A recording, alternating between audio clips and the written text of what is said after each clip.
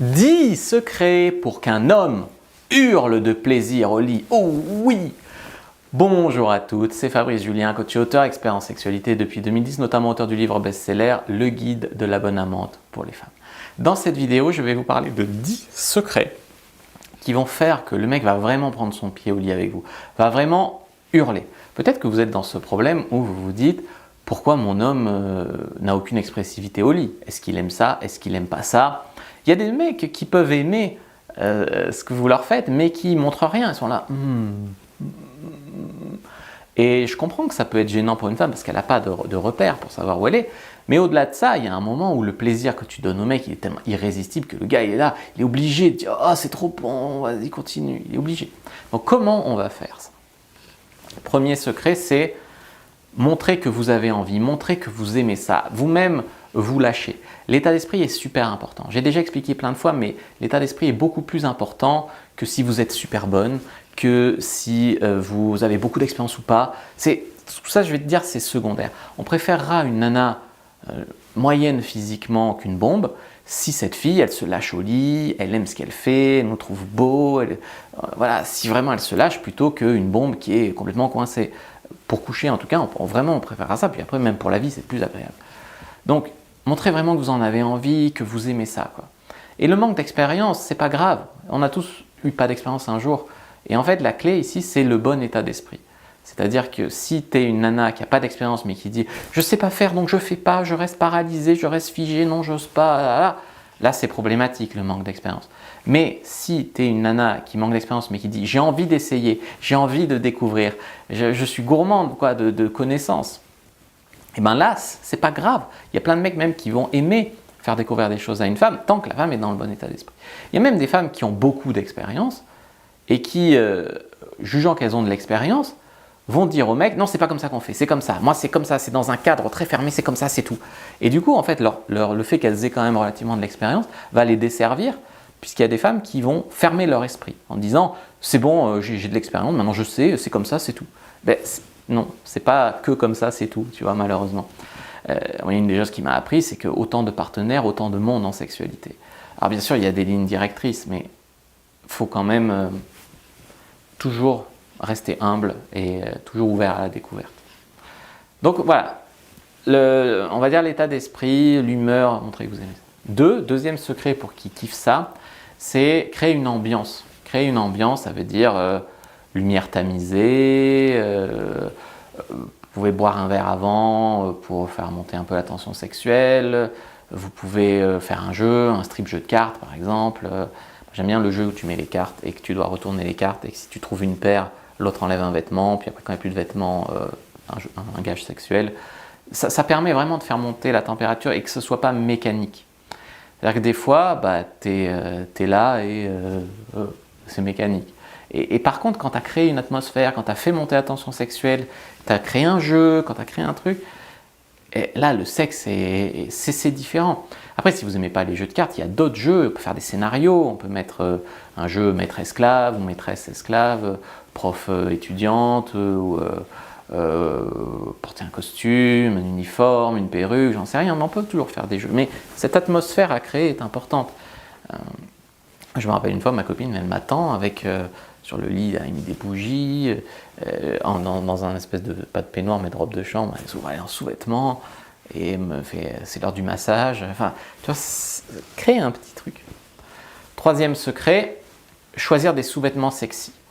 L'allumer en fait, que ce soit avec tes sous-vêtements, des beaux sous-vêtements, que ce soit avec ton regard, qui le défie un petit peu de te prendre, tu vois. C'est super important de créer ça. Et il y a des femmes qui disent « ouais, allez, je me fous à poil, on baise ». Mais c'est dommage.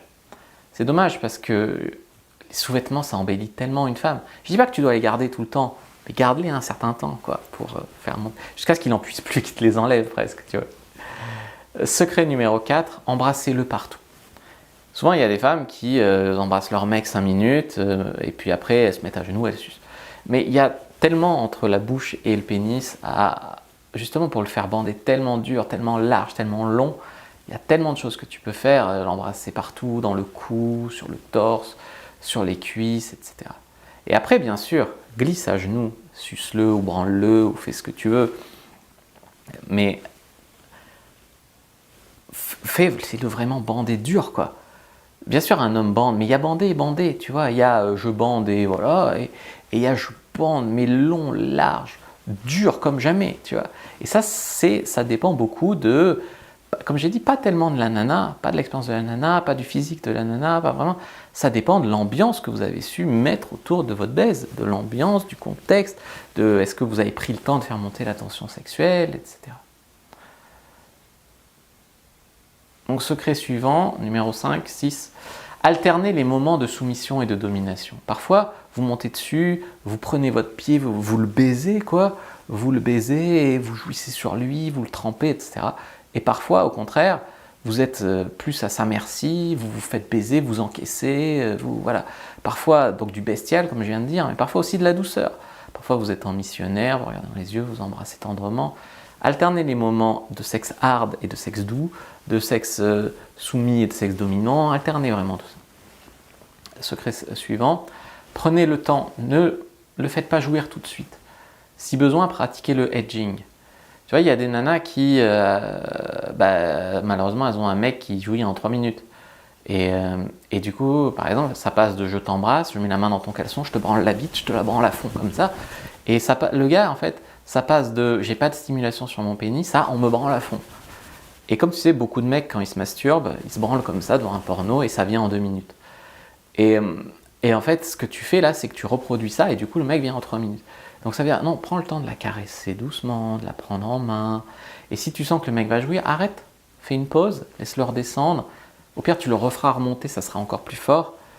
Mais nous, on aura du mal à te dire stop, mais on va regretter après d'être venu trop vite. Tandis que si tu prends le temps, le mec sera plus à l'aise et il y a un moment où l'excitation, il va l'apprivoiser. Comme j'ai expliqué, c'est comme si tu passes de rien à je prends une nana en levrette. Bah, tu viens en 2 minutes parce que c'est trop d'un coup. Et si par contre vous avez fait l'amour 10 minutes en missionnaire avant, le gars est capable de tenir plus en levrette. Il y a aussi tout ce qui est anxiété de la performance chez les hommes. Je dis pas que c'est bien ou que c'est mal, souvent vous dites que c'est mal, mais en tout cas on l'a. Et en fait souvent quand le mec t'a fait jouir avant, par exemple en cuni, il a moins l'anxiété de la performance et du coup il est meilleur après au lit. Donc acceptez peut-être qu'il te fasse jouir avant, que voilà, donc ça c'est bien. Après bien sûr, des fois il n'y a rien à faire, le gars il vient trop vite, il vient trop vite, puis il rebandera plus tard. Ne pas le mettre mal à l'aise, lui dire t'es un précoce, t'es un ci, t'es un ça, c'est bon, il a déjà suffisamment honte. Donc lui dire c'est pas grave, on va recommencer, tu vas rebander, etc. Pendant ce temps il te fait un cuni et après vous recommencez, voilà. Secret numéro 8, c'est touchez-vous devant lui.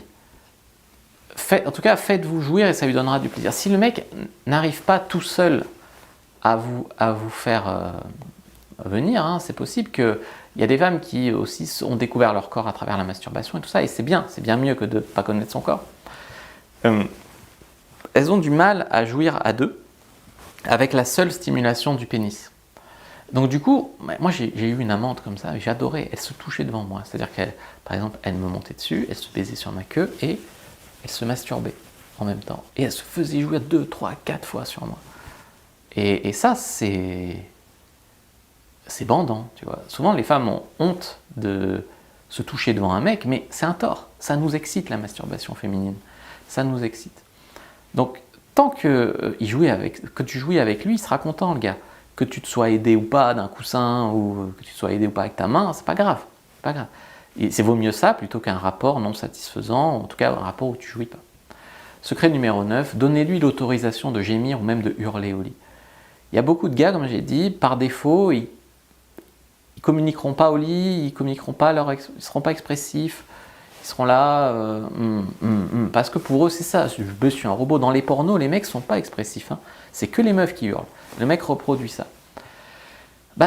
En fait, lui dire, tu sais, ça m'excite quand tu gémis, j'aime t'entendre. Dis-lui des choses comme ça et tu verras qu'il va devenir plus expressif. Et toi-même, sois expressive. Et en te voyant expressive, le gars va accepter, lui, d'être plus expressif, tu vois. Et en tout cas, si tu veux qu'il hurle au lit, si tu veux qu'il gémisse, si tu veux qu'il donne des indices sur comment il prend son pied, il y a un moment où il faudra avoir cette discussion et lui dire, c'est ok pour moi, et même ça me plaît quand tu t'exprimes. Secret numéro 10, dites-lui des compliments et osez le parler cru. Dites-lui que vous adorez sa bite, qu'elle est bonne sa bite. Dites-lui que c'est un bon coup. Dites-lui que vous n'avez jamais joui aussi bien qu'avec lui, que c'est le meilleur coup de votre vie. C'est ça qui va le faire bander, le gars. Oui, c'est de l'ego, mais le sexe, c'est cérébral. C'est comme si le gars vous dit « T'es la plus bonne de toutes mes copines ». Tu vas être contente qu'il te trouve la plus belle. Ben lui, c'est pareil. Il va être content que tu trouves que c'est le meilleur coup. C'est comme ça. C'est pas c'est bien, c'est mal. On n'est pas dans des considérations comme ça. On est dans des considérations, comprendre la psychologie masculine, comprendre la psychologie féminine. Et ça, c'est un truc qui fait bander les mecs, c'est de sentir qu'ils te baissent bien, que c'est le meilleur coup de ta vie. En tout cas, si vous voulez aller plus loin sur comprendre ce qui fait un bon coup au féminin, je vous invite à lire la fiche Comment être un bon coup au féminin. Elle est complètement gratuite. Récupérez-la en commentaire épinglé, récupérez-la premier lien dans la description de la vidéo. Donc prenez-la, il y a déjà beaucoup dedans. Et puis si vous voulez aller plus loin, il y a mon livre best-seller, Le guide de la bonne amante. N'hésitez pas à liker, commenter, partager cette vidéo. Ça fait toujours plaisir d'avoir vos retours. Dites-moi ce que vous en avez pensé. Moi je vous dis à bientôt et que le dieu de la sexualité soit avec vous les amis.